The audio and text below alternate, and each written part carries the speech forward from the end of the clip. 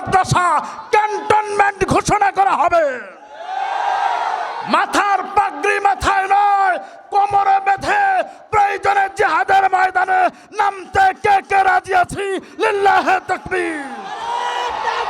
আল্লাহু আকবার, নারে তাকবীর, সামিলুনা সামিলুনা, নারে তাকবীর। 15 মিনিটের জন্য গেটটা খুলে দাও না কেন? খুলে দাও না কেন? আর আমরা তো সেই জাতি যারা বাসর গড়ে বিবিকে রেখে আল্লাহর দিন কায়েমের জন্য জিহাদের ময়দানে অংশগ্রহণ করেছি। কথা বলা ঠিক নয় কি? চতুর্মুখী শত্রু দ্বারা আমরা বেষ্টিত। বিশ্বাস করেন মুসলিম ইতিহাসে আজ অবধি মুসলমানদের ক্ষতি এতটা বিধর্মীরা করতে পারে নাই যতটা না মুনাফিকরা করেছে। এদেশের ক্ষতি বাঙালিরা ততটুকু, ভারতীয়রা ততটুকু করতে পারে নাই যতটুকু করতে পেরেছে ভারতের এজেন্ডা যারা দীর্ঘ 15 বছর এই দেশে বসবাস করেছে। কথা বলেন ঠিক নয় কি? কুঠার চেনেন তো আপনারা? বাঁশ কাটে, কাঠ কাটে, কি বলেন? কুড়াল দিয়ে কাঠুরিয়া বাঁশ কাটতেছে। বাঁশ কুঠারকে ডাক দেয়া বলে, ভাই তোমার সাথে তো আমার কোনো শত্রুতা নাই, তুমি এক জাত, আমি ভিন্ন জাত, তোমার ধর্ম আলাদা, আমার ধর্ম আলাদা, তোমার সাথে আমার কোনো মামলা মোকদ্দমাও নাই, তুমি কেন আমাকে কাটো? কুড়াল ডাক দেয়া বলতেছে, ভাই বাঁশ দোষ তো আমার না, দোষ তো আমার না, আমার পেছনে যে ফোর্স করতেছে তোমাকে কাটার জন্য, লক্ষ্য করে তাকায় দেখো ওইটা তোমারই স্বজাতি বাঁশ। বুঝতে পারছেন আমার কথা? ওইটা তোমারই স্বজাতি বাঁশ। আমি কুঠার একা থাকলে তোমাকে কিছুই করতে পারবো না। কুঠারকে একা একটা বাঁশ কাটা সম্ভব? কুড়াল দিয়ে? কুড়ালের পেছনে কি আছে? বাঁশ। এই বাঁশ যদি কুড়ালকে ফোর্স না করে, কুড়ালের ক্ষমতা আছে বাঁশের একটা চামড়া উঠায়। কথা বলেন? ঠিক তেমনই এদেশের ক্ষতি করার জন্য ভারতকে যারা উস্কানি দিচ্ছে তারা ভারতীয় নয়, তারা হলো এদেশেরই জনগণকে যারা দিয়ে গেছে বাঁশ।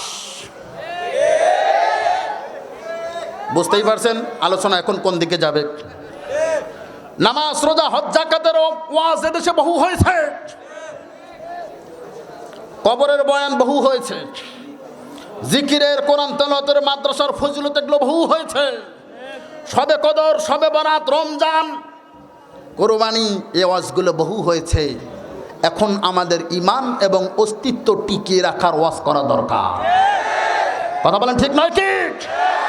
50 বছর অতিক্রম হয়ে গেল দেশে, আমরা হিন্দু, বৌদ্ধ, খ্রিস্টান, মুসলমান সকলে একসাথে বসবাস করতেছি। আজ অব্দি আমাদের মধ্যে কোনো দ্বন্দ্ব লাগে নাই।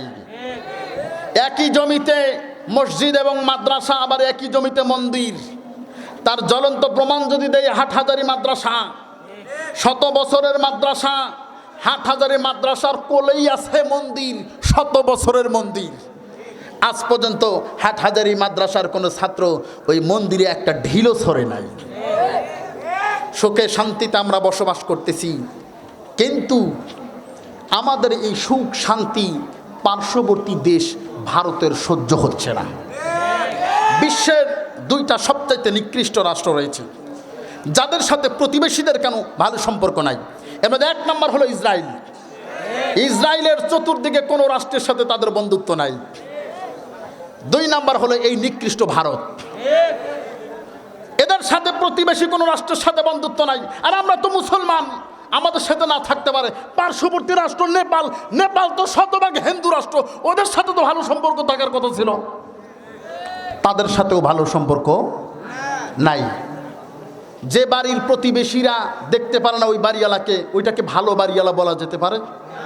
ঠিক তেমনি আমরা ভারতকে চতুর্পাশে প্রতিবেশীরা দেখতে পারে না, আমরাও তাদের ভালো মনে করতে পারি না। পাকিস্তানের পছন্দের খাবার হলো রুটি আর গোশত, আমাদের দেশের পছন্দের খাবার হলো গরুর গোশত, ঠিক না? গোশত যত প্রকার দেন না কেন, গরুর গোশত না হলে যেন অনুষ্ঠানই জমে না। আর ভারতের পছন্দের খাবার হলো গরুর গোবর। ওরা গরুর গোবর দিয়ে বিস্কুট বানায়, গরু গোবর দিয়ে উন্নত মানের কেক বানায়, এগুলো আবার অনেক দামি। করোনার সময় তাদের সাধুরা বলেছে করোনার 1 নাম্বার ভ্যাকসিন হলো গোমূত্র, গরু প্রস্রাব, এগুলো বোতলে করে রাস্তা রাস্তা বিক্রি করেছে। তাহলে বলেন তো দেখি, আমরা খাই গরুর গোস্ত আর ওরা খায় সেই গোবর।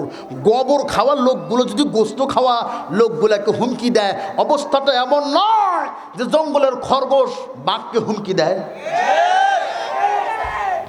এরা মনে করেছে বাঙালি অল্প কিছু সংখ্যক ছোট্ট একটি রাষ্ট্র, ভূখণ্ড, এটা দখল করে নিতে কতক্ষণ।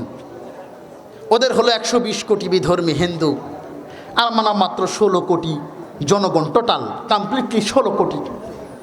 ওদের অস্ত্র বেশি, ভূখণ্ড বেশি, সেনা সৈন্য বেশি, অনায়াসেই মনে হয় বাংলাদেশটা দখল করে নেওয়া যাবে। কিন্তু পাগলগুলো বোঝে না, 120 কোটি ভেড়ার পালের জন্য 16 কোটি রয়্যাল বেঙ্গল টাইগারই যথেষ্ট। এজন্য গাজওয়াতুল হিন্দ আমাদের দরজায় এসে কড়া নাড়তেছে, তৈরি থাকা দরকার আছে না নাই?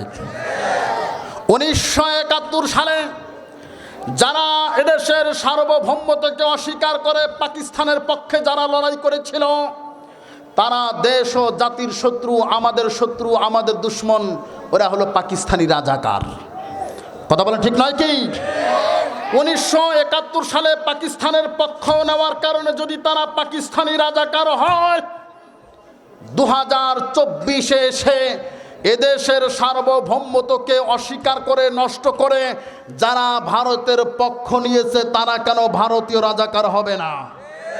কথা বলেন, তারা কেন ভারতীয় রাজাকার হবে না? 1971 সালের সেই রাজাকারদের বিচার যদি 24-এ হতে পারে, 24-এর রাজাকারের বিচারও বাংলার জমিনে হতে হবে। ভারতের জালালেরা নারে তাকবীর, ভারতের জালালেরা নারে তাকবীর।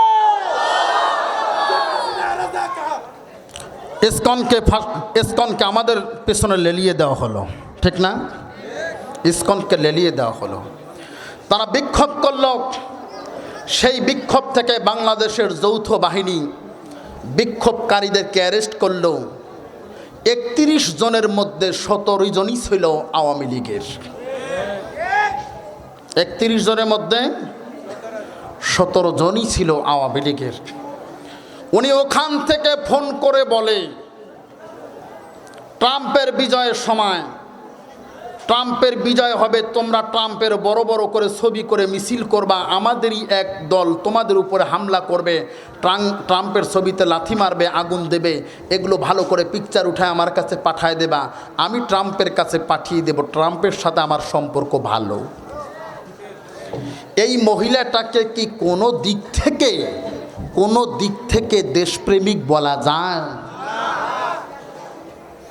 ভারতকে যতদিন আমরা দিয়েছি, গত 15 বছরে ভারত আমাদের বিপক্ষে যায় নাই। আমরা যে দিছি, আমরা কি বন্ধু খুব ভালো দিয়েছি। উনি নিজেই বলেছে, ভারতকে যা দিয়েছি সারা জীবনে ভারত ভুলতে পারবে না। ওনাদের হাতের পুতুল যখন এখান থেকে আমরা উঠায় ফালায় দিলাম, পালিয়ে গেল, দেশ থেকে দেওয়া বন্ধ হয়ে গেল, এখন দেশ ভালো না। এখন দেশ ভালো না, পুতুল নাই। তার মানে এ কথা কি প্রমাণিত হয় না 15 বছর যারা ছিল ওরা আসলেই বাংলাদেশি না, কমপ্লিটলি তারা ভারতের এজেন্ট?